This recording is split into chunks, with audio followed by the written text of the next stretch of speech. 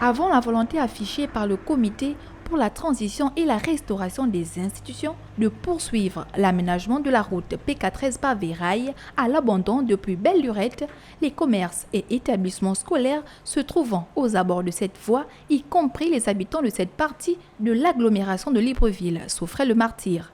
Depuis plusieurs années, peut-être 2 ou 3 ans comme ça, j'ai appris que non, on avait donné de l'argent pour faire les pavés, pour faire la route.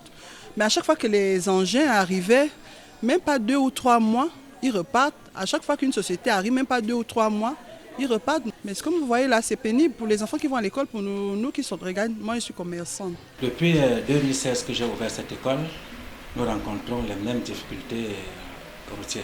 Les enfants, quand ils arrivent à l'école le matin, on est obligé de les nettoyer à nouveau pour, n'est-ce pas, les rendre un peu plus propres afin d'accéder dans les salles de classe.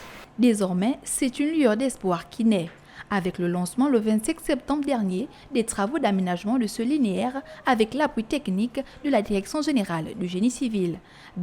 Tracteurs, tout y est pour rendre praticable cette route. Ils sont un peu plus véloces dans le travail et cela nous regaillardit et nous rassure qu'ils vont arriver au bout. Parce que la première fois, il y avait les Libanais qui sont arrivés ici. Ils ont essayé de racler après, on ne sait pas pourquoi ils sont partis. Les travaux, vraiment, nous sommes contents. Parce qu'avant, quand on sortait d'ici, pour aller au carrefour, il faut avoir 2 paires de chaussures. Nous remercions Moïse.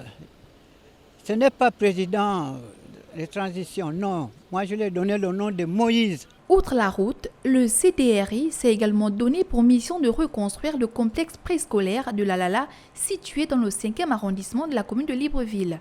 Ici, tout a été rasé pour donner un nouveau visage à cet établissement qui avait été détruit en décembre 2020 par un sujet libanais affirmant en être le propriétaire.